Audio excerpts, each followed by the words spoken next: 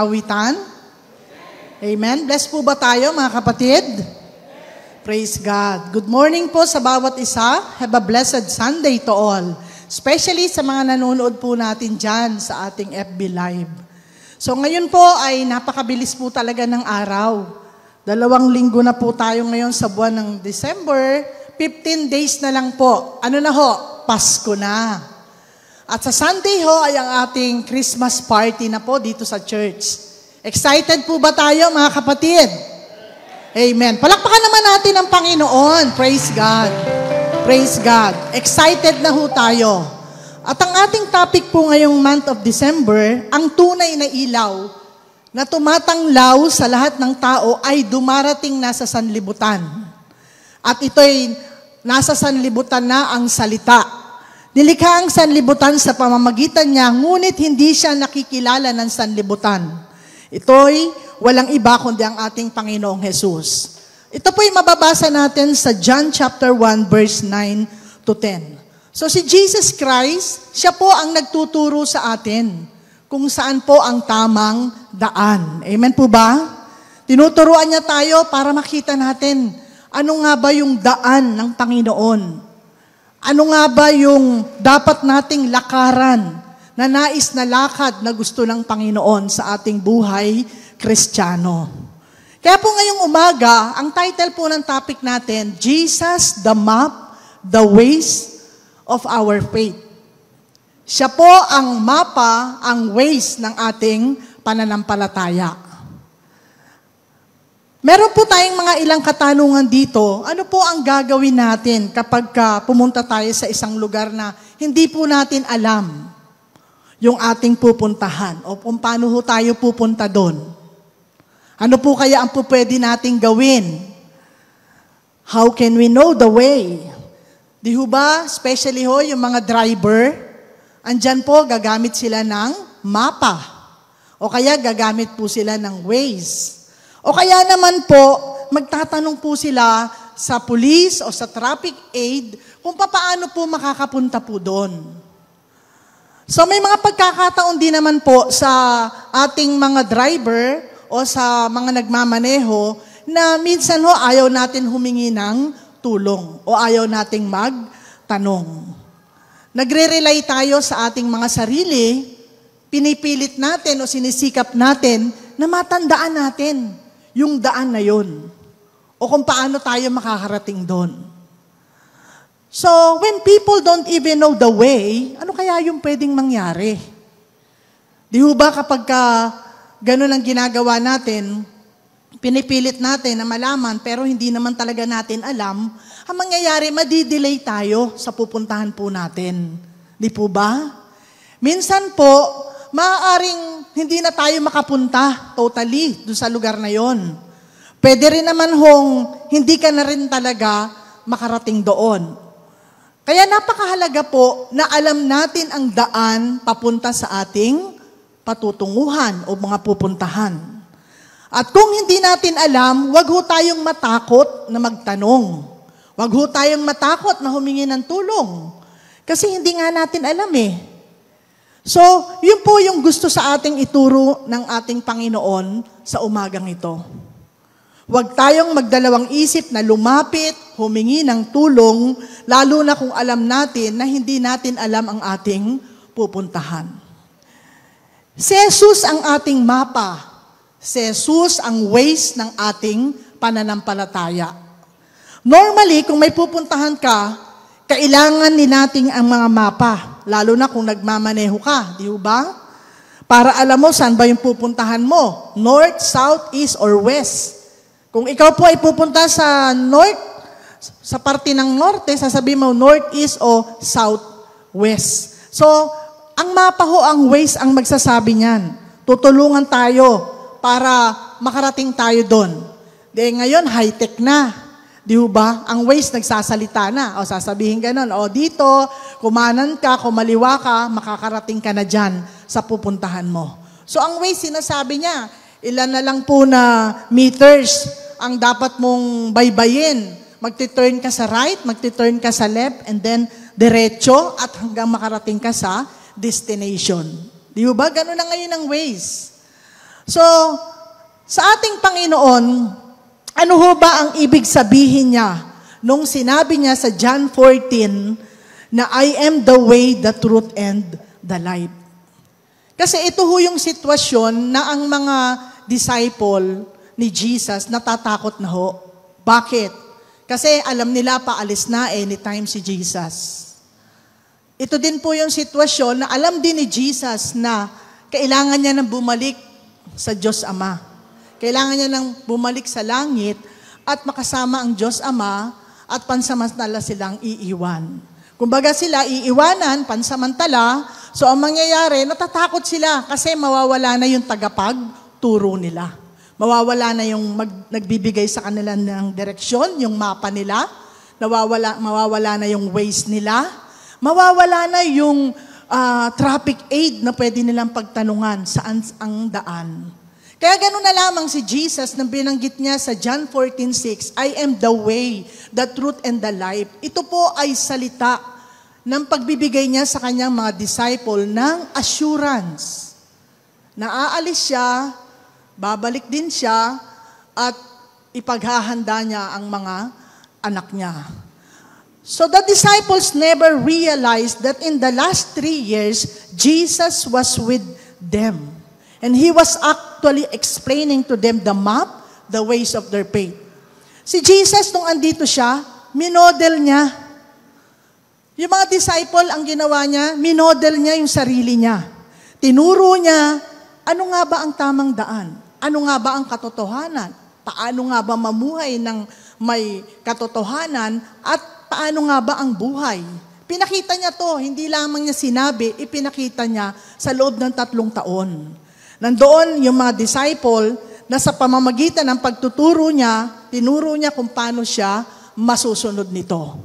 Itinuro niya sa mga disciple niya at sa mga apostle niya, sa mga taong nakakakita sa kanya, how it is to live the life of a free man. So andun ho, learning from His teaching and example, ginawa ni Jesus yon para pag umalis siya, alam niya na hindi siya masyadong mag-aalala. Kasi alam na nila yung dapat nilang gawin. Alam na nila paano mamuhay ng totoo, paano mamuhay ng tama.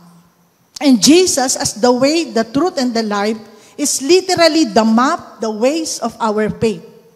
Because it is by our faith that we find the way, the truth, and the life, because it is by our faith that we find the way, the truth, and the life. It is in following the example of Jesus that we get to know the map of our faith.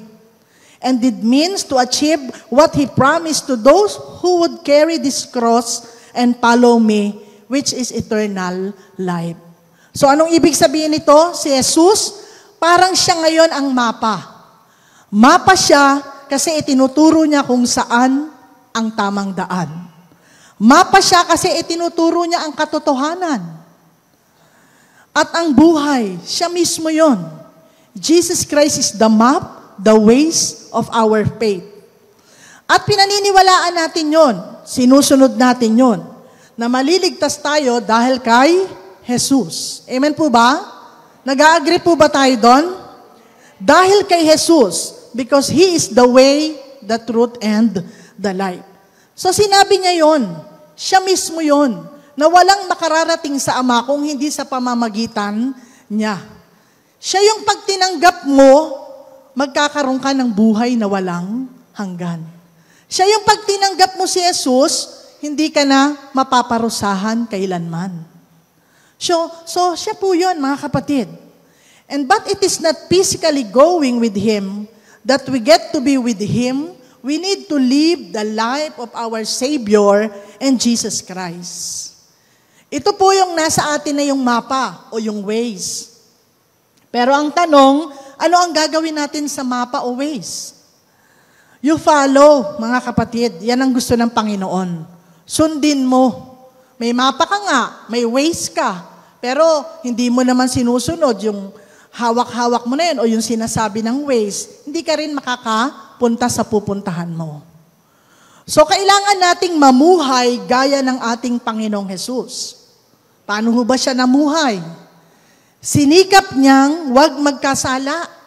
Lahat ng bagay na maaari siguro ng panahon na nandun siya sa lupa, sinikap niya na hindi siya magkasala.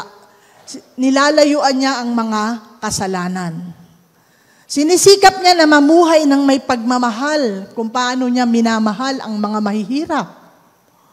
Sinisikap niya na pagalingin ang mga may sakit. Anumang klase ng sakit, pinagagaling niya ang bulag. Pinipilit niyang i-welcome o sinisikap niyang i-welcome ang mga bata. And He forgave those who crucified Him. Tinuturuan niya, sinasari niya yung sarili niya na mahalin ang mga kahit na nagpapako sa kanya sa krus. So, ginagawa niyang malawak ang kanyang pagmamahal. Wala siyang pinipili, mga kapatid. Lagi siyang available sa lahat ng mga nangangailangan. Yan si Jesus. Yan yung tinatawag nating Ama. So kung tayo yung mga anak ng Diyos, mga kapatid, na kiniklaim natin na anak natin siya dahil Ama natin siya, tinanggap natin siya as our Lord and personal Savior, inaasahan ng Panginoon na ganito din po ang ating gagawin. Amen po ba? Ganon din po, mga kapatid, lalakihan natin yung puso natin at pagmamahal para sa lahat ng mga tao na wala tayong ipinipili. So kung ano yung ginawa ni Jesus, yun ang modelo natin. Wala nang iba, mga kapatid. And for those who managed to follow His example and obey His teaching, He had these promises. Ano yung mga pangako niya? Para doon sa mga nagtatagumpay na sundin ang kanyang halimbawa.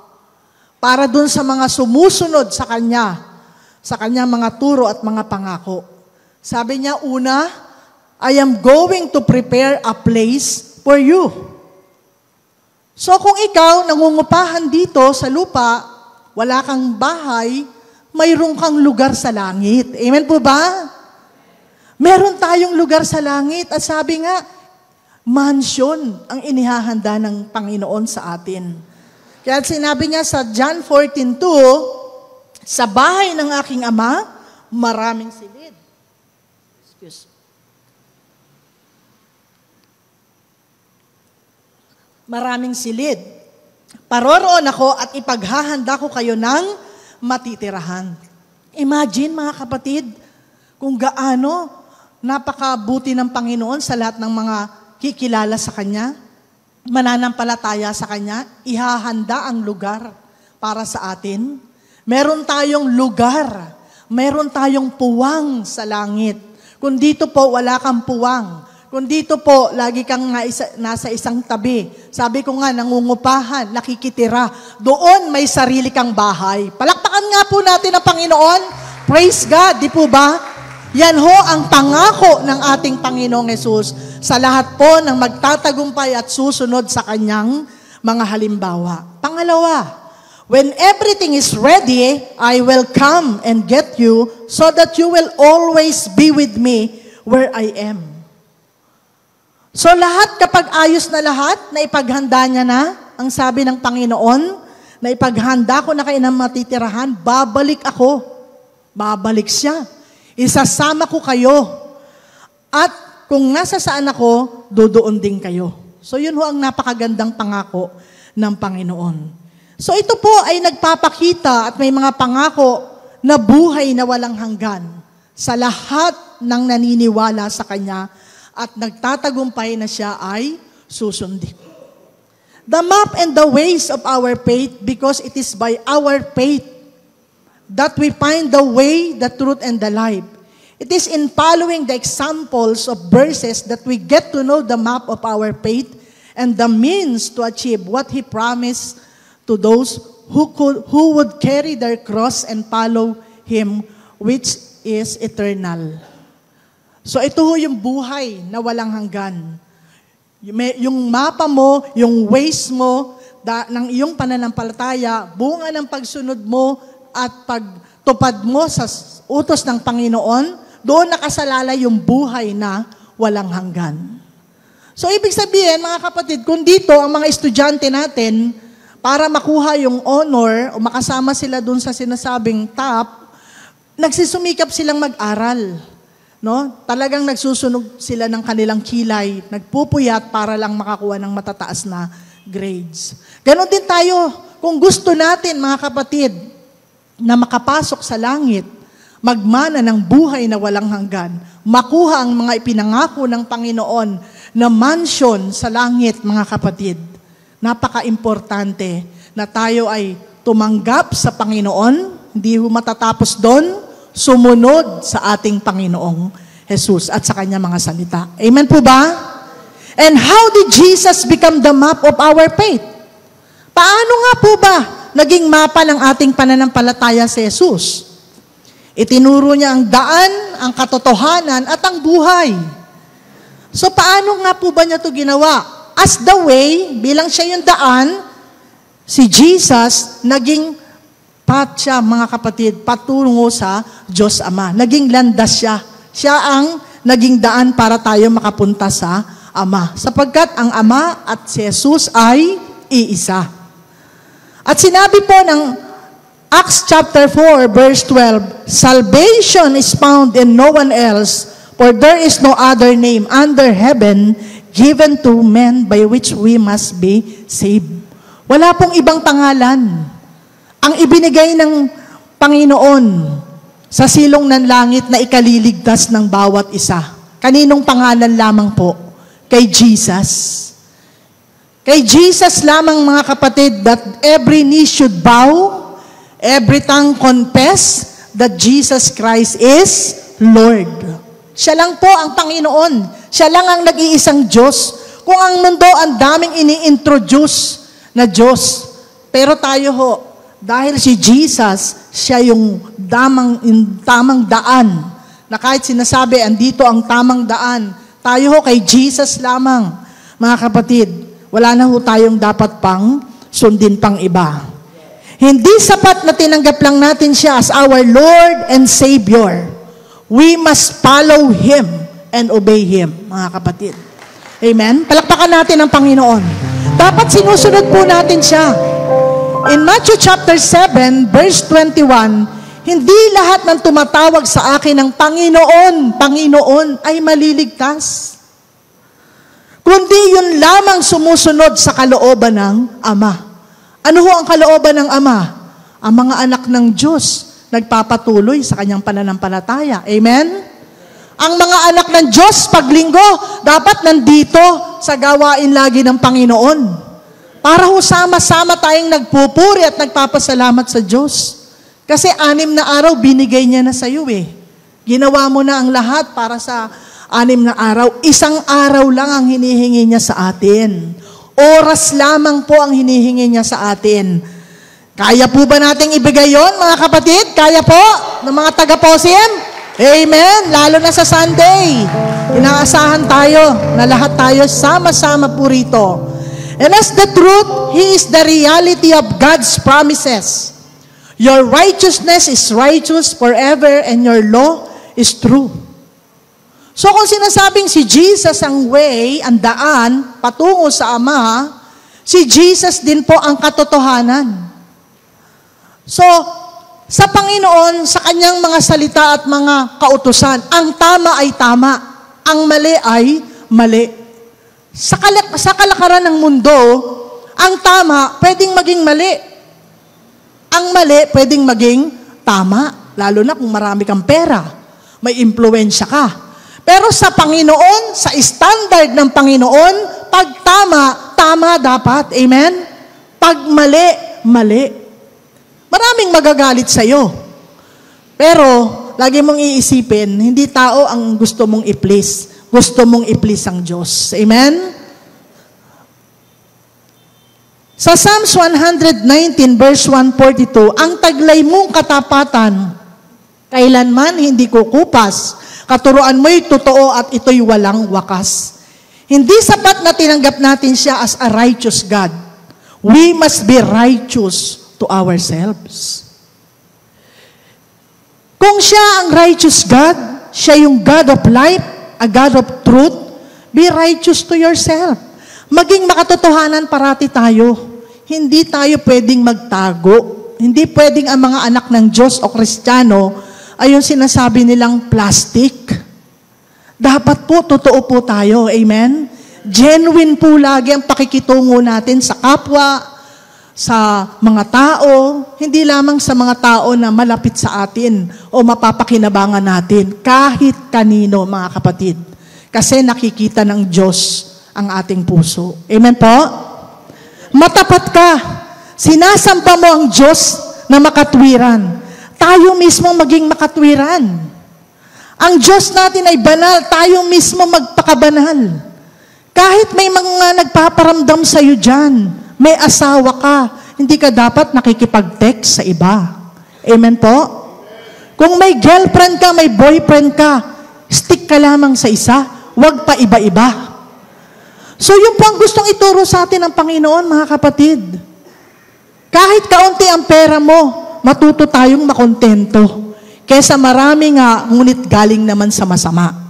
So yun po yung gustong ituro sa atin ng Panginoon. Buhay na totoo, buhay na may kabanalan, katulad ng ipinakita ng Panginoong Hesus sa atin, ang gusto nating tularan. Binigay niya rin sa atin ang salita ng Diyos. Maaga pa lang, sinesend na po ang ating devotion. Kahit busy kayo sa pamamili ng mga regalo, huwag ho kayong makakalimot, buksan ang ating mga devotion. Amen? Mga devotion natin sa araw-araw. Kasi ang Word of God, ang laging gabay natin, patnubay natin sa ating pamumuhay bilang matagumpay na Kristiyano. Wala ka nang hahanapin pa. Kompleto po ang salita ng Diyos. Namomroblema ka sa anak mo, basahin mo ang Proverbs. Ano pa po? Namomroblema ka sa pera, basahin mo ang Philippians chapter 4, andyan lahat.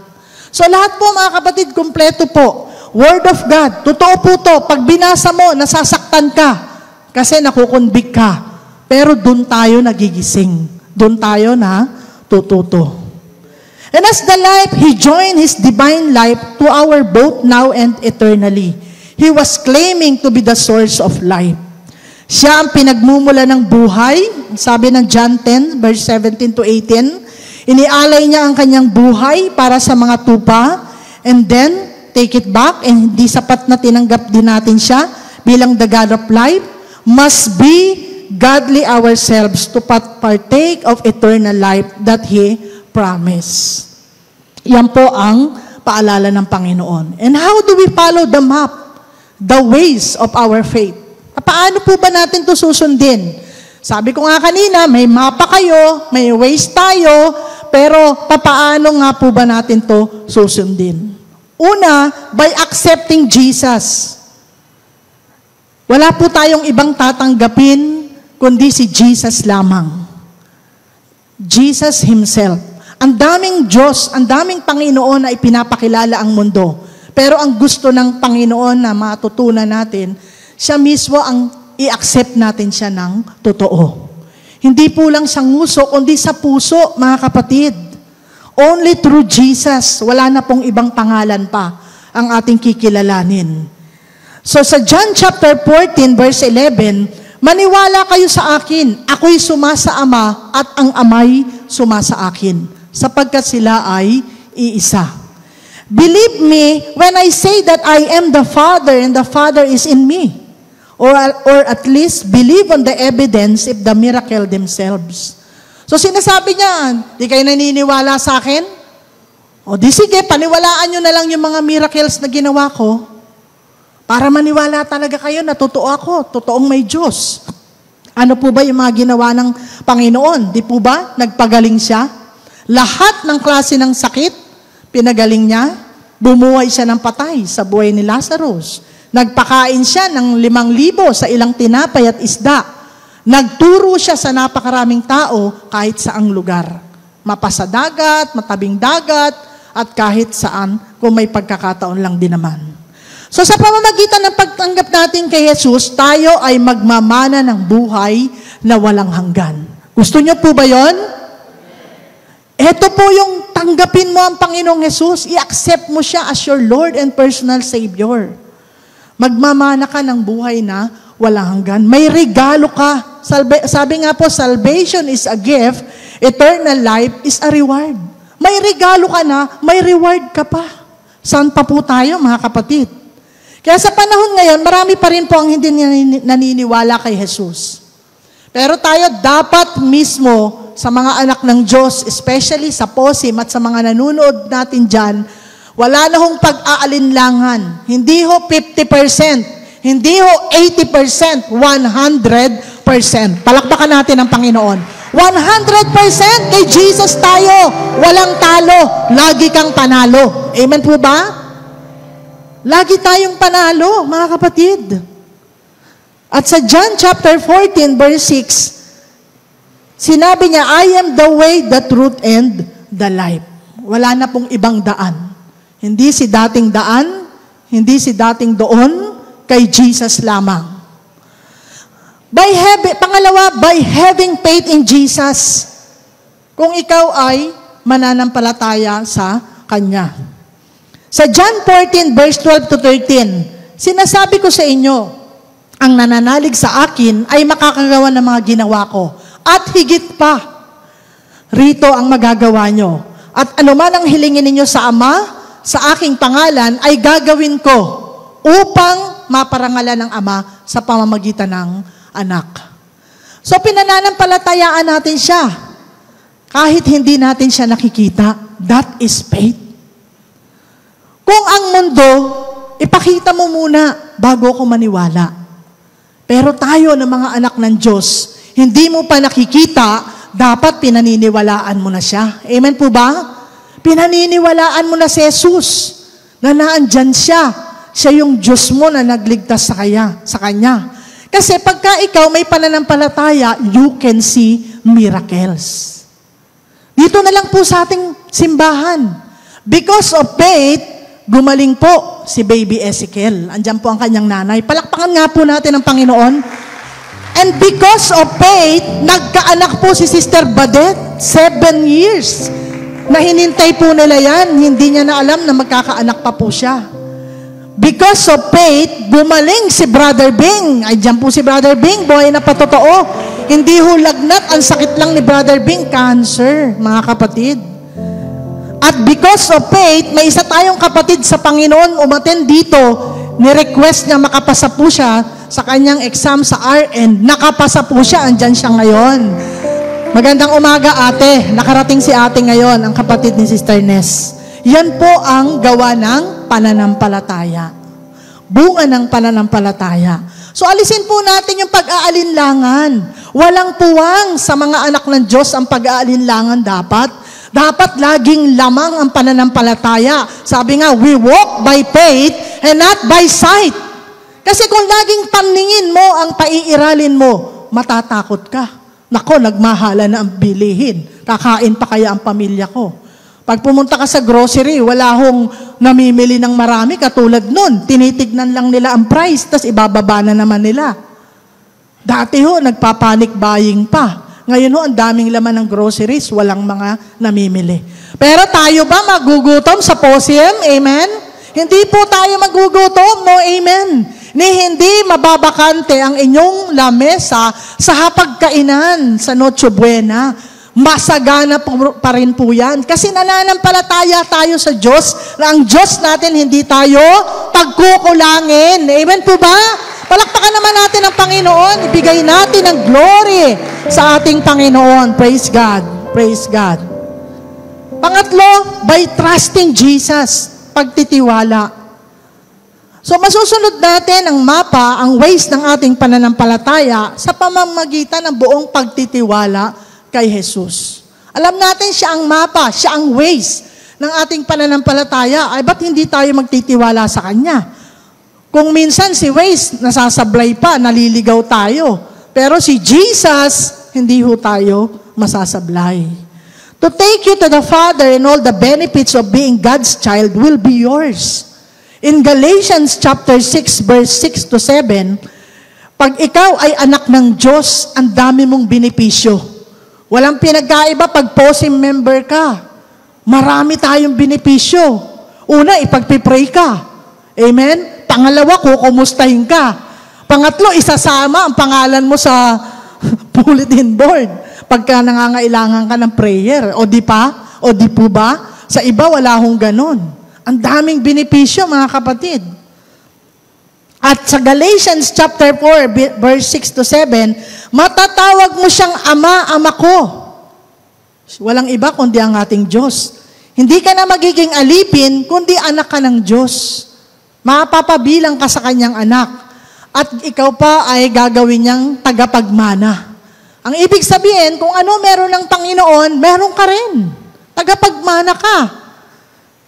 So if you really knew me, you would know my Father as well. From now on, you do know Him and have seen Him. So sa John 14:7, pinapaalala niya sa atin, kung kilala ninyo ako, kilala rin ninyo ang aking Ama. Mula ngayon, kilala na ninyo siya at inyo nang makakasama at nakita. Kaya po, sa pang-apat natin, by following and obeying Jesus as a changed man. Hindi sapat na alam mo, hindi sapat na tinanggap mo siya, hindi sapat na nanampalataya ka sa Kanya, hindi sapat na binilang ka bilang anak ng Diyos. Ngayon po ay, ang gusto ng Panginoon, sumunod ka at gumawa ka sa ipinag-uutos niya bilang isang binago ng Panginoon. Tayo po ba lahat ay binago na ng Diyos? Pag tinanong po ba sa atin, ano ka noon? Ano ka na ngayon? Marami po ba tayong maisi-share? Amen, amen mga kapatid. Kaya nga sabi ko, mahirap po yung pag tinanong tayo, ano ka noon, ano ka ngayon, lumala ka pa. Hindi ho dapat ganun. Nakakahiya po yun. Kailangan ho, may mga nabago sa atin. Hindi man lahat may proseso, pero may nababago. Amen? May nababago. Kung dati sabi nga, madamot ka. Ngayon, mapagbigay ka na. Marunong ka nang mag-share. Kung dati, selfish ka. Ngayon, selfless ka na. Gusto mo na ngayon na wag lang sarilinin ang kung anong biyaya na meron ka. Kung dati, lagi kang nagtatanim ng sama ng loob. Natutulog ka ng may sama ng loob. Umaabot pa ng 1 linggo. Kaya yung mukha natin, mukha talagang talunan. So ngayon, nagpapatawad ka na. Amen? Nagpapatawad ka na. So yan po yung gusto ng Panginoon. Kung dati mahiyain ka, ngayon lumalakas na yung loob mo. Kasi nagsishare ka na ng salita ng Diyos. Yan ho ang gusto ng Panginoon. And Matthew 16:24, He will carry His cross and follow Him. If anyone would come after me, let him deny himself and take up his cross and follow me. So sinabi ho, to deny disown, o to disown. Sinabi din po, take up his cross, live, raise, bear. Ibig sabihin, sa pagsunod natin sa Panginoon, talagang minsan may sakripisyo, may sakit. Pero hindi mo na papansinin yun kasi mahal mo ang Panginoon. Gusto mong makapasok sa langit. Amen? At sa pagsunod mo sa Panginoon, kahit nasasaktan ka, nahihirapan ka, ang daming challenges, sunod-sunod, pinapasan mo, binabata mo yung krus mo, at tumatayo ka muli at sumusunod sa Panginoon. Palakpakan natin ang Panginoon. Yan ho ang gusto ng Panginoon. Hindi yung pinasan mo yung krus mo, nanatili ka na lang na nakadapa. Nanatili ka na lang na bagsak. Gusto ng Panginoon, tumayo ka, kahit pasan-pasan mo yung krus mo at sumunod ka sa Kanya. And why do we need to follow the map, the ways of our faith? If we accept Him as our map, then we need to follow Him.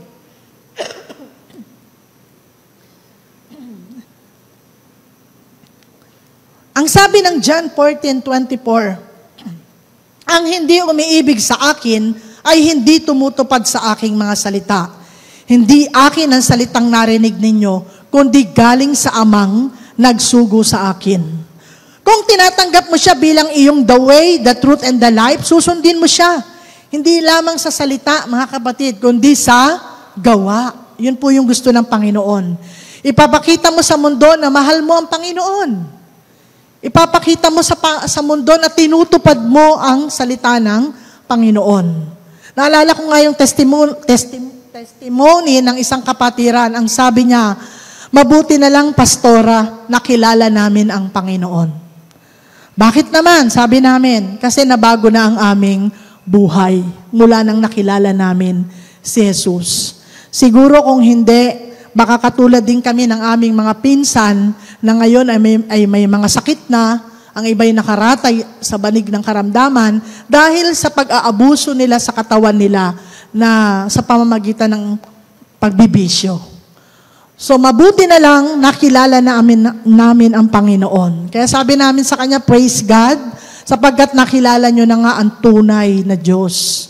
At ngayon, nagpapasalamat tayo kahit dumaan sila sa mga iba't ibang pagsubok, namatayan, nagkasakit, nakulangan sa pinansyal, pero sila ngayon nagpapatuloy at nagpapagamit sa Panginoon. Palakpakan natin ang Panginoon sa buhay ng kapatid natin na yan. Since He is our map, we are also entitled to have ways through the Holy Spirit. The Counselor, the Holy Spirit, will teach you all things. Siya yung ways natin. Siya yung nagsasabi sa atin pag nakakalimot na tayo. Bawa sa sobrang busy mo. Siya yung nagsasabi sa atin, anak, nagiging busy ka na naman. Wala ka na namang oras sa akin. Lagi kang nagmamadali. Yung prayer mo dati, 1 oras ngayon, 2 minuto na lang. Siya yun. Siya yung nagpapaalala sa atin na, anak, yung Bible mo, ayan lang. Hindi mo na naman nabubuksan. Anak, hindi ka na naman nagsimba. Nag-absent ka na ng unang linggo. Nag-a-absent ka na naman ng pangalawang linggo. Nasasanay ka na, anak. Ang Holy Spirit yun. So, praise God kasi andyan ang Holy Spirit na siya pong comforter, counselor, reminder sa bawat isa sa atin. So kaya, sinasabi ng salita ng Panginoon sa John 14:26, siya ang magtuturo sa inyo ng lahat ng bagay, magpapaalala ng lahat ng sinabi ko sa inyo, na anak, mali yan. Anak, hindi yan. So siya po yun, mga kapatid. So the end result of the Holy Spirit's work in our lives is deep and lasting peace. Yan po ang kaya niyang ibigay sa atin. Mabigyan niya tayo ng kapayapaan. Kaya sabi niya sa John 14 verse 27, peace I live with you, my peace I give to you. So, wag tayong mabalisa, wag tayong matakot sa mga pagkakataon na parang hindi natin alam kung ano ang ating gagawin. Andyan si Jesus na siyang mapa, ways ng ating pananampalataya. At kung tayo po ay susunod sa mapa, kung saan tayo pupunta, sa ways na nagsasabi kung saan ang daan, pero hindi naman po tayo, mga kapatid, sumusunod sa sinasabi ng ways, hindi rin ho tayo makararating sa ating pupuntaan. So kung gusto nating makapunta sa ating paroroonan, pagdating ng panahon sa piling ng Panginoon na makasama natin siya, mga kapatid, lagi lang natin tatandaan, tatawagin, pananampalatayaan, Jesus, the map, the ways of our faith. Purihin po ang Panginoon. Praise God.